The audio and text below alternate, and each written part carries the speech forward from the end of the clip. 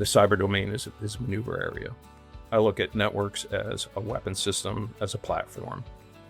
And I would constantly drive home the point, how do you fight your network? How do you fight your network against a thinking adversary? As we're moving towards AI, it's thinking, but it may not be human. How do you maneuver in that space? How do you protect your own data? How do you set conditions, enable decision advantage for your commander, for the folks who are deployed forward at the time it's in place when they need it? Hey everybody, welcome to the Future of GovCon. This is a weekly podcast to bring together experts from across the industry and look at what's happening today and how it's going to impact the future of our industry. I'm Jake Frazer. I'm the owner and CEO of Precision Talent Solutions. Leading one of the industry's top executive search firms, I get to talk to influencers every day. C-suite executives, board members, growth leaders, top government officials, military flag officers. And on this podcast, what we're doing is we're bringing in these experts from AI, from space, from medical, from logistics, from engineering. And we're sitting down and talking about what's happening in their specific area of the industry and how it will impact the future. So pour a cup of coffee and let's get started. Hey everybody, it's Jake. Welcome back to another episode of the Future of GovCon. Today we got a real treat for you. We have with us Major General retired Ryan Heritage, a Marine that was the last role after a great military career was at Cybercom as the J3. Ryan, welcome to the podcast. Jake, thanks for having me. Really appreciate it. Looking forward to the discussion, and appreciate the mentorship and support from PTS. It's been a good relationship. Thank you. Yeah, it's been good. Been working with Ryan since he got out, helping him during his transition. He's been a regular member in our community. He's been to a couple of our matchmaking events and networking events. He's also one of our precision experts. And he's been doing some great things out in industry as an advisor for some pretty cool companies and think tanks. Obviously, cyber is one of the hottest things going on right now in government contracting. So we're really lucky today to be able to pick the brains of one of the guys that's been behind the curtain and looking at what the military is doing around cyber. Hot topic, right, Ryan? Absolutely. Yep. It's on got on there this morning, did my information sort of updates, and yep, it's on the front pages. So for sure. It is. Been here for a while. There's a lot in the news about kinetic conflict going on, but I think there's an ongoing conflict, or I've heard we're at a low mid-level war, constant war from a cyber attack perspective. Yeah, I think I describe it, and I've heard others characterize it the same way. It's a contested environment for sure. And we can get into it perhaps further in the discussion, but how do you deter in this domain? Is it like other domains? And I think understanding that it's a contested environment, understanding what sort of your baseline foundation, what the norms is for that sort of cyber noise. I think that's understanding it first, starting with a good understanding of the environment. I think that's where it starts. Good education. Great. And I think something else unique about Ryan we'll touch on is he also spent some time at Mar4 Space, which, is also an emerging area within the military. So he also is going to bring a little bit of insights into what's going on in the other new domain with space. Yeah. And I would sort of the third hat, wore several hats, is information command. So while I was there, the Marine Corps established what is now the Marine Corps Information Command. So think information operations. I think Secretary War now has characterized it as PSYOP. But again, together, understanding the space, cyber, information environments. How do you integrate? How do you maneuver? How do you move through? How do you defend? Certainly interesting. Not bad for an old infantry officer, right? So let's go back. How in the world did you go from being I'm not going to say in a derogatory way, but a jarhead infantry officer, loving the mud, the blood, the guts, into cybercom? So let's go back to growing up a little bit, Ryan. How did you grow up? Where are you from? How did you get in the military?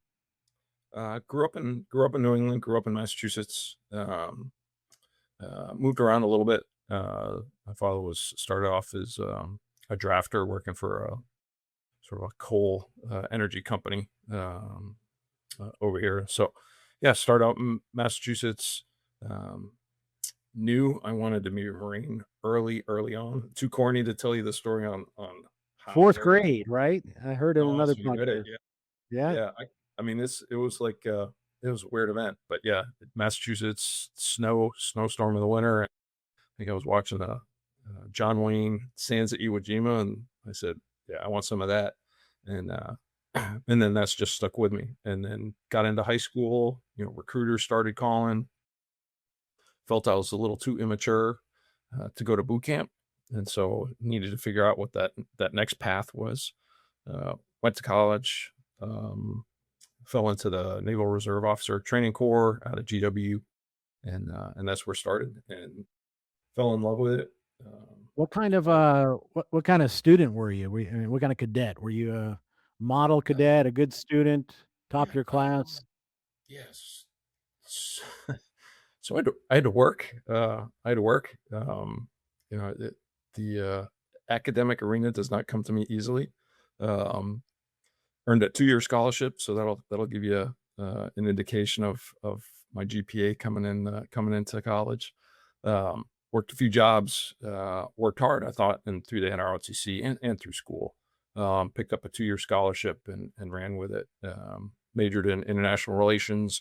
Thought eventually I want to land somewhere in the State Department. That environment certainly thrills me. Geopolitics is very interesting to me.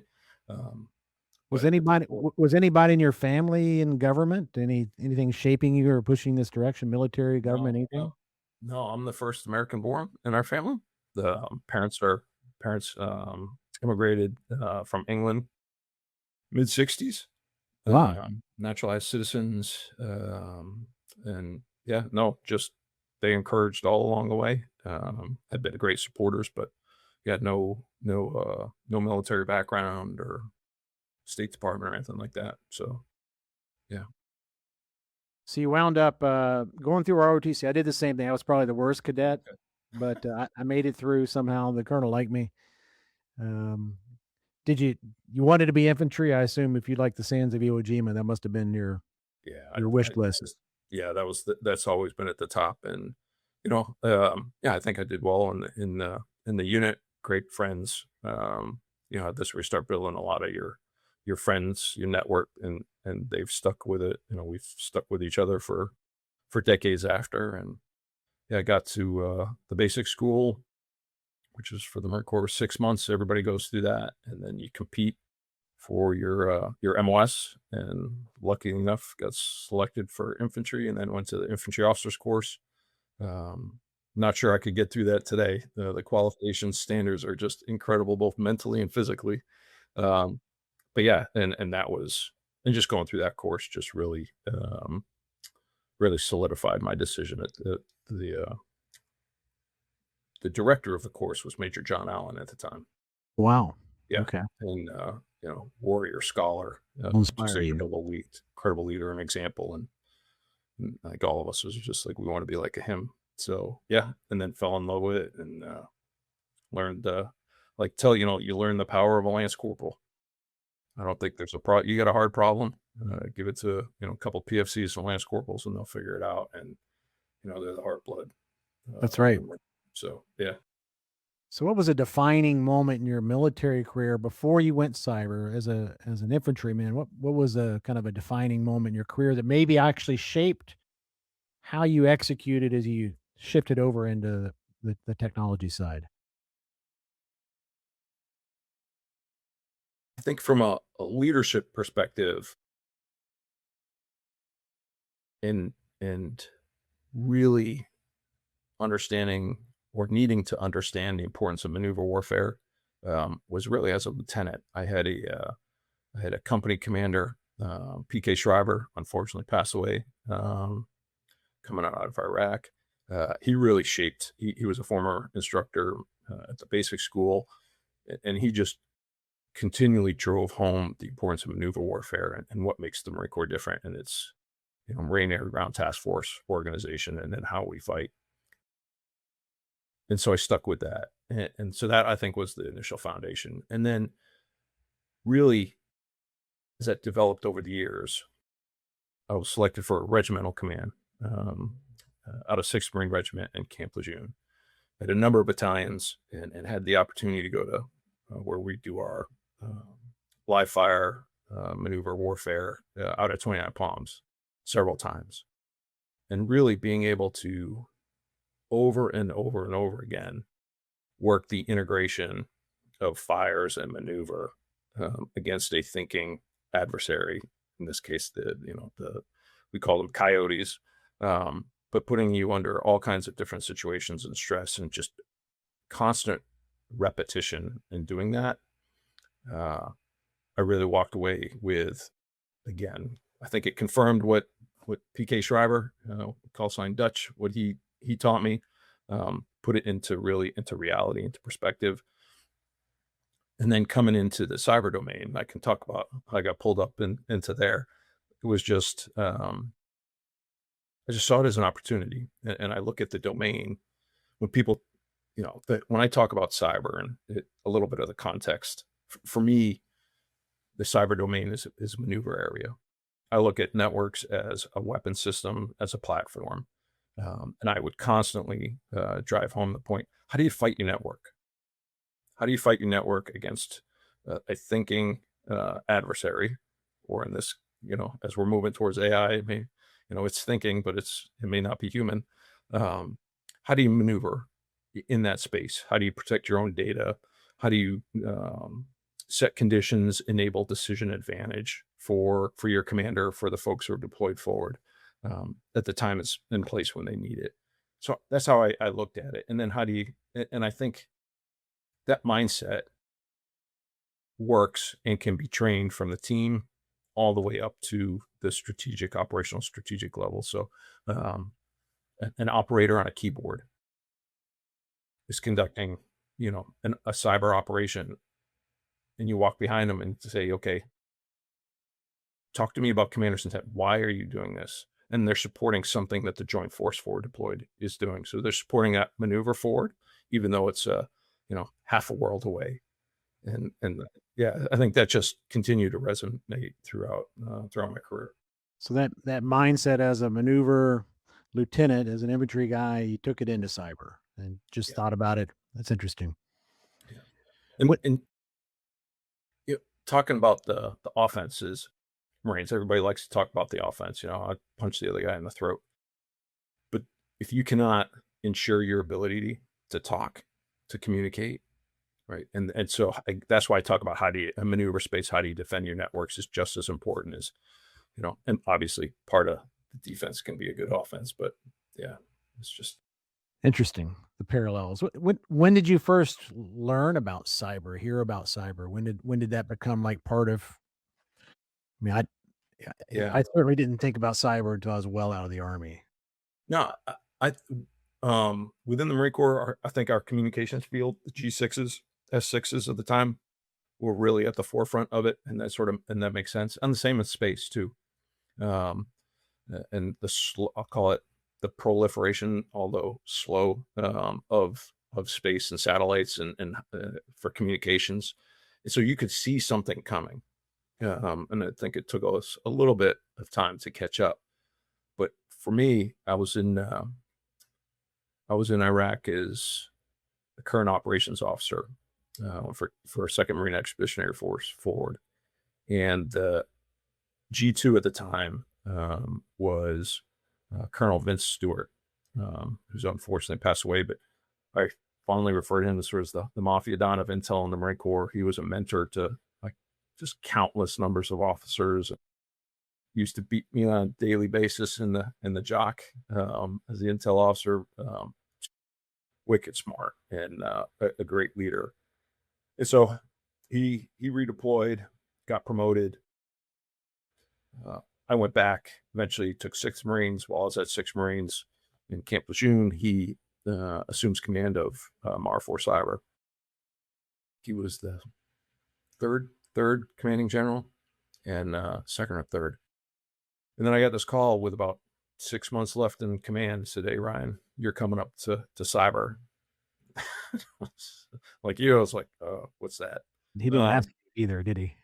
Yeah. And he said, "You're coming up." And so I think you can still see my fingernail marks on I-95 North going up there, but landed up into Marforce Harbor, just outside of Fort Meade there, and loved it. And it was, I still tell folks, I talked warfare, combined arms, maneuver every day.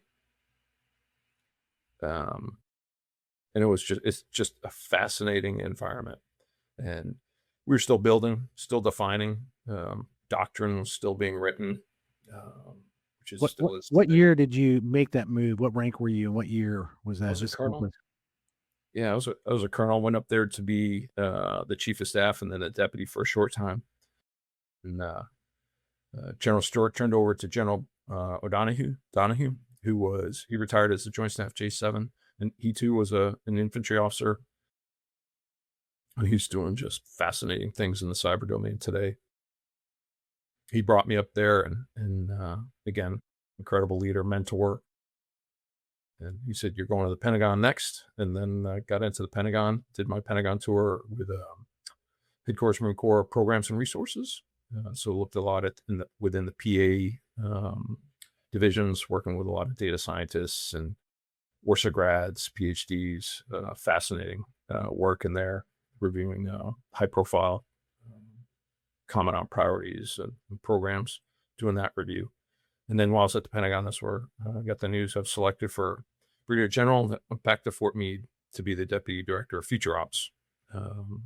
There when Admiral Rogers was in command. And Future Ops, the portfolio we had there was primarily offensive, but also had the readiness responsibilities in there for manning and tracking readiness, a topic which continues to be talked about today. And then the information operations space and J39 type of work. So, yeah, I tell folks that was probably the hardest 2 years that I worked in my career. Had an isomat. It's in the office 7 days a week, and wow, but loved every minute of it. Great teammates and interesting time. That's because you could see at the national level trying to understand the cyber domain, and sort of intuitively its value, but how do you manage, how do you establish norms if you can in the cyber domain, particularly when there's so little doctrine. You're writing doctrine as you go. Yeah, as you go. So it's it was again great opportunity. Do you? I noticed you also did a stint on the recruiting side. You and I have something in common, right? I did. I will never say I was a recruiter because they work too hard and much better than I am. They are the Marine Corps invests its best. It's a recruiting that being selected as our recruiting station CEO or recruiter. I do. That's one of the toughest jobs in the Marine Corps, and I had the privilege of being the commanding general of the Western Recruiting Region. So everything west of the Mississippi, and had 3 recruiting districts out there. Loved every minute of it, except for trying to recruit during COVID. I wouldn't wish that on anybody. And then the Marine Corps does it a little bit differently. So the commanding generals, both on the East Coast and West Coast, so Paris Island and San Diego, they're both the recruiting. They wear the regional recruiting hat as well as the recruit depot. So responsible for the training, the onboarding, training, the actual making Marines part. But yeah, again, just I tell there's a lot of tension, in what you read on social media and things. And if you ever looking for a boost in the arm, a shot in the arm in terms of motivation, and folks are ever questioning, the next generation, yeah, go to a graduation or go see what some of those recruits are going through to earn that title. Yeah, truly impressive. How That's one of the biggest issues now is just the talent to support all the demands around cyber, whether it's government, whether it's military or industry. There's just not enough. Uh, so, talk a little bit about your experience in as a commanding general of recruiting. How did that influence like how you looked at the cyber challenge from a talent perspective? Yeah, great. That's a really great question. And hopefully we'll get into a little bit of the cyber service discussion too later, because I think they're integrated. Um, but each service um, sort of developed as they tried to build out their own roadmaps for identifying and creating. First, they had to create the MOSs, the specialties. So each service had a different timeline in doing that. Um, First, there had to be a clear requirement on the number that they needed and the type that they needed. And much like doctrine was being written as we were operating, a lot of the training and the curriculum was being written as folks were entering the training pipeline. So how do you identify that talent? It took a while. There is it's been a long time since I've been out at one of the MEP stations. There was while I was out there, Department of War started implementing call it a cyber test for every individual, for every service at the MEP station. And the idea was to at least get an understanding of each recruit's potential, at least their understanding of an operating system in that. And then could they then match that individual with a cyber work role requirement later on in the pipeline. So that was the first step, and good. But there's it just wasn't. You can't. How do you scale that? And it just wasn't detailed enough. And I can give you a story. Is when I was at Mar 4 Cyber, there was a young Marine Lance Corporal at the time. And my G9, who was our capability developers, tool developers, brought me over and said, hey, sir, you got to meet this Marine. I went down and met him. And what he was developing and writing in code was just incredible. And the entire team was just impressed. And he had no formal training up until that point. And so when I talked to him, sat down and talked to him, he was initially slated for, I want to say, intelligence MOS. I think he was initially slated for Intel, and a space came open for cyber. And his senior drill instructor said, hey, does anybody have any cyber experience? Young man raised his hand, said, I used to build computers in my basement. Said, congratulations, you're it.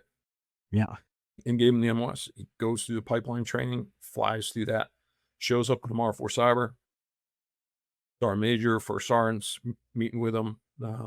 Okay, he's got some unique skills. We're not going to send him to a team, either on the offensive or defensive side. You're going to go into our capability development section, and married him up with a civilian capability developer. So somebody had the formal training, and it just took off and just skyrocketed. And meritorious promotion. I'm hoping he's still there or somewhere still in the force today. But how do you identify that talent, that skill set? We try to do it at several steps along the way, but how could the recruiting station identify that? Yeah. More than just at the MEP station, but how could a recruiter identify, wow, this individual has some very unique talents. How do we leverage that and fast track them? And the pipeline is considered, right? Some will say it takes as long, if not longer, to train an offensive operator as it does a F-35 pilot. Wow. So how do you leverage technology to accelerate that? So when we talk about, do we have enough, cybersecurity, just think on the defensive side, do you have enough cybersecurity personnel? The answer is probably no. When you look across the critical infrastructure that needs to be defended. So how do you leverage technology to accelerate the training pipeline, get folks in through faster? How do you leverage technology to take some of those work roles that were required a human and move them along? So, and all of that is under discussion. But yeah, and I'm sure each of the services has those types of stories. But yeah, they were repeated. You're They're all competing for the same talent within the services, right? And then between the military and government, because government needs the same people too. Then you have industry that needs the same people, and you can't grow them fast enough, and you can't hire them because there's not enough supply out there. So it's a real challenge. But I think you having that experience and understanding just the concepts of recruiting and pipelining and must have been very valuable. I think so. In understanding the problem for sure, what the environment is going to be, and that's one of the discussions we're having about the cyber service. So one of the post-retirement roles I have is I'm on the commission that's looking at a cyber service that if the president of the United States was to decide to establish a cyber service, there's a small team of us that have been sort of working to develop a roadmap, a plan, so that planners could take it and hopefully that would accelerate some of their work. And that recruiting piece is certainly at the forefront of everybody's concerns. Again, how do you leverage technology? Does the workforce have to be entirely uniform? Perhaps not. Right. What are the new regulations or policies surrounding integration with industry to address those problems that you highlighted? There's a growing cyber attack surface, right? Even with AI, the surface for attackers to penetrate, I think, continues to grow. So how do we close that gap between attackers and defenders? And how do you identify that talent, incentivize it in such a way through mission, good leadership, good benefits, that then it is comparable, or at least to something they would see on the outside. You have to. You're going to lose them. You're going to train them, and they're going to lose them to industry. So we're talking about. I mean, it makes sense because it's a domain, right? Cyber is a domain, just like sea, land, and air, and space. So this would be a service, and so you wouldn't have necessarily that would absorb, I assume, Mar4 cyber and some of the. I guess each of the other services has its own cyber component, and this would consolidate into a standalone service. There would be a service. I think it would change the role to a certain degree of components, but it wouldn't. Doesn't mean componency would go away. So Cyber Command would still need its service components for the employment, and also as a link back into the service. And in the plan, as we're writing it, clearly delineates what the service roles are in cyber and what the cyber service roles would be. Right now in the draft, cyber service is not looking to run service networks. I don't think service. Not the mission, right? Yeah. Yeah, and who knows their network better, right, than the service. But what it's trying to do is how do you remove those force generation, demand, train, and equip requirements that now reside with the Cyber Command commander, all the way down to every team leader.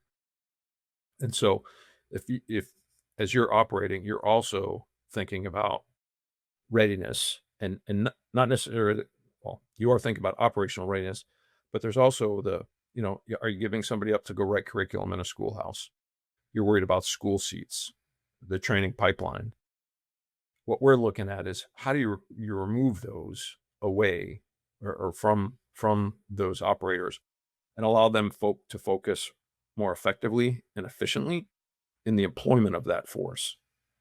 And there are Cyber Command 2.0 was approved. That's an initiative within the Department of War, and it says right up front that's intended to address the inefficiencies of the force generation process. And I think that would be a phenomenal bridge to a cyber service. And there are things in Cyber Command 2.0 certainly would not advocate for removing, things like having rapid acquisition or innovation cells, centers of excellence at Cyber Command, because they're going to need things that even a service can't turn around fast enough, right? They're going to need capabilities. They need it now. And where do they get it? Internally, right? But things for services are designed for enterprise acquisition and development and sustainment. And how could we remove some of those requirements from the operators, and then get those requirements like we do from any other commander into a service and similar process. What's your talk about your exposure in your career? When did you first come in contact with government contractors, and what was your kind of talk about how they've been part of your toolbox while in uniform? Yeah, in a couple of ways. One is just I'll use on Marforce. It's just walking the floor and filling critical work roles, filling needs in terms of subject matter experts, both technical and operational.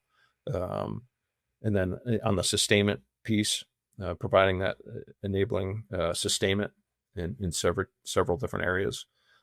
And that's really the first sort of contact. That's and field reps, right? Everybody's used to, whether you're deployed or not, you turn around and there they are, right next to you, right behind you working. And so I was sort of,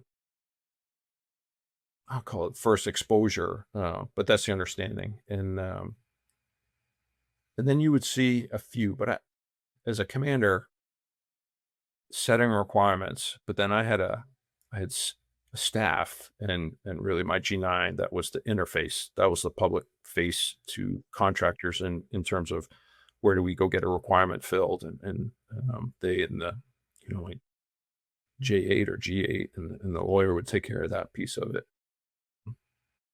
And so it was not as extensive. It's funny now that being retired, I knew it was out there. I knew there was incredible capability out there, but maybe for time was certainly the issue. How much time does a commander have to engage?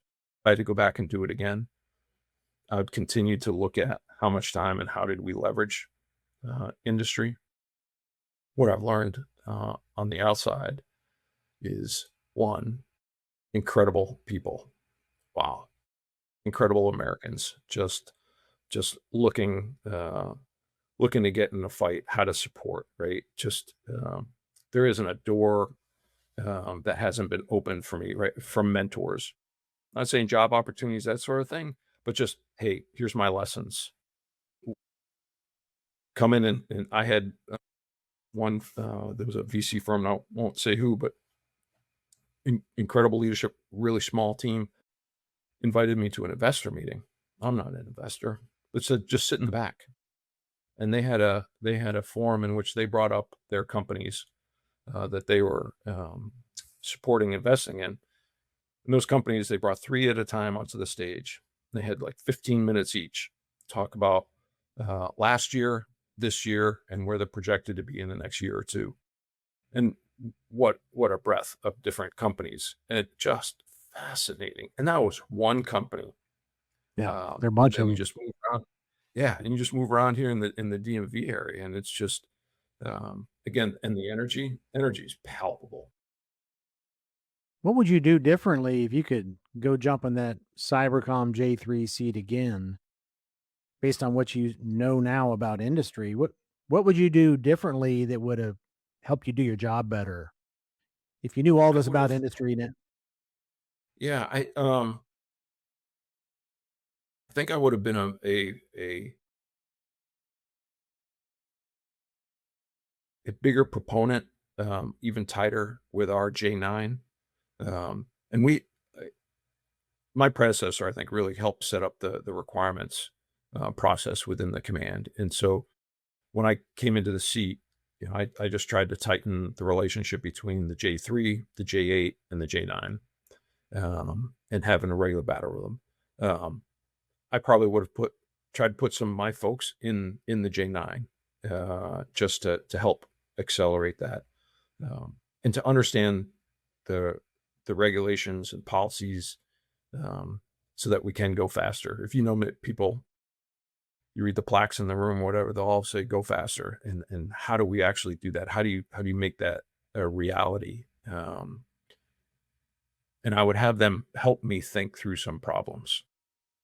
from a technical perspective. There's, we had great technologists throughout the command. There's somebody always sort of had a different perspective, or you'd go into a different meeting, another meeting, different contractor, and somebody would present something differently, or unique that you hadn't thought of. And so I'd tighten that up a little bit. I'd have tightened the relationship up even further, built it out.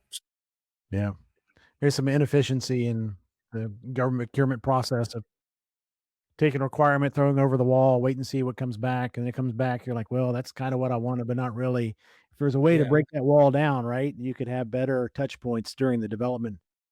And that's a great point too. I would probably spend some time on educating, one, myself first, but the team on, how do we clearly articulate our requirement so we're not wasting that time, right? It is being able to have a better requirement statement right from the beginning, but it's not 20 pages long, and go from there. I think that's a key first step. In terms of regulation, how do you communicate that on a regular basis so that a company that is supporting can actually show up with the requirement, the solution, at least 85% filled before you even put out the requirement, right? I mean, that would be Ideal. you're looking, Yeah. that'd be ideal.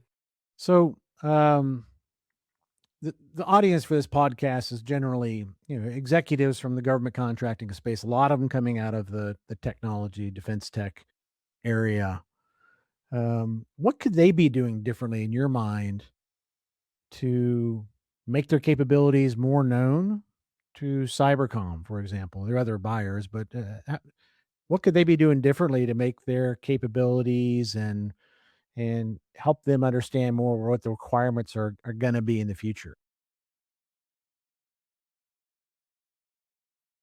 I think a lot of them are already doing a lot of it is, and it's more than just the conferences or showing up at venues or forums such as Modern Day Marine as an example,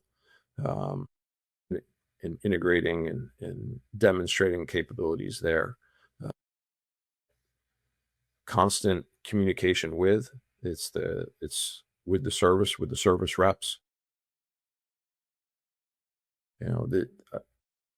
I hear, and I've been asked a couple of times, when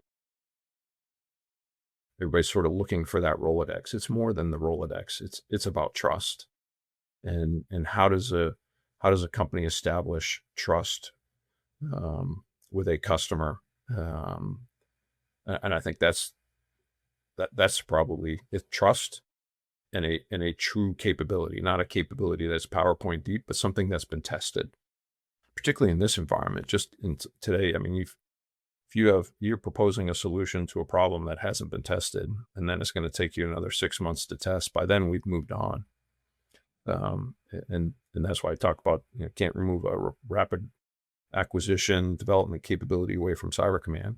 Man-made domain changes daily. How do you keep pace with that? But more importantly, how do you stay ahead of it? And stay ahead of it by a way to shape it yourself. And so, and then there's the education piece, understanding the workforce, like we talked about already. So where we can talk about artificial intelligence as an example, where is that artificial intelligence expertise? Where are your AI engineers within each service? Yeah. And how do you as a government contract, how can you fill some of those requirements? And again, it'll come on obviously on trust and relationships. No matter what the business is, it all comes back to trust, doesn't it? It's so important and hard to build up and easy to tear down. Just like mom said. That's right. Yeah. Yeah. So a lot of changes going on right now. What are kind of the three main changes you see happening today in this cyber arena? And I know things are moving fast.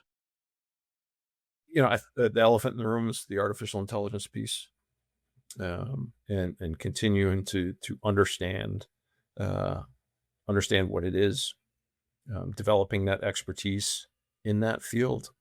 And, use a hockey analogy, skating to where the puck is going to be. And the governance implementation of AI. And we're seeing some good things coming out of the CIO's office on that. And each service, they're moving out really quickly on it. So I think artificial intelligence is one.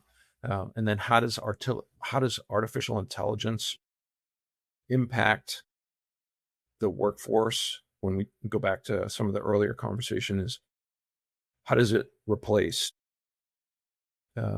folks that you can put in other areas? So how do you leverage the artificial intelligence to enable, accelerate operations? So more than just workflow. And I saw some of the discussion and outbriefs from the RSA conference, and the impact of agentic AI, and is it going to be agent on agent, and that again opens up a whole nother set of concerns for cybersecurity folks, defenders, when you're talking about identity management for AI. So again, developing that expertise and constantly developing it. Again, recognizing that the pace of change here is just incredible. So how do you keep ahead of it? I'd say that the second piece would be the integration with cyber and space. Space Command, Space Force, investing incredibly in the cybersecurity within the space domain, within the space for space assets. But that integration and understanding that integration, I think is important. And then the third one again is people. The cyber domain, incredibly technical field, but it still comes back to the people, and how are we training them, educating them, resourcing them, and providing the leadership that you mentioned that keeps them incentivized and motivated to stay in this domain and within the Department of War to row. This is a bit of I don't know, something that's been on my mind. Do you see? Maybe we had it, we don't know it, or people like me don't know it, or do you foresee a risk of having a massive, large scale cyber attack on the United States? I think the risk is there. Years ago, you would read, I think it was being referred to as a cyber Pearl Harbor event. So I think the risk always exists, and it's certainly a motivation for for accelerating everything that we talked about and improving on. And the service surface continues to expand. Right, the AI and Obviously, everything. Yeah. yeah, I would say AI right now continues to favor the attacker.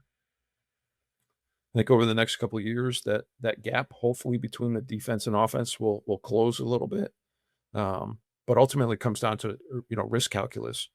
The risk for the attacker is a whole lot less than it is for the defender, because the old adage, they just have to be successful once. And so even today, I saw last night, administration was warning of Iranian cyber attacks against water and energy. Not that was not unexpected, but when you look across the U.S.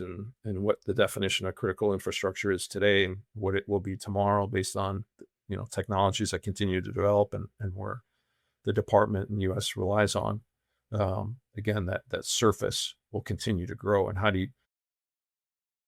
you invest in it? When we talk about a small business, or you talk about a water treatment facility, what does the investment look like in their cybersecurity, both in terms of cybersecurity personnel and capabilities, infrastructure?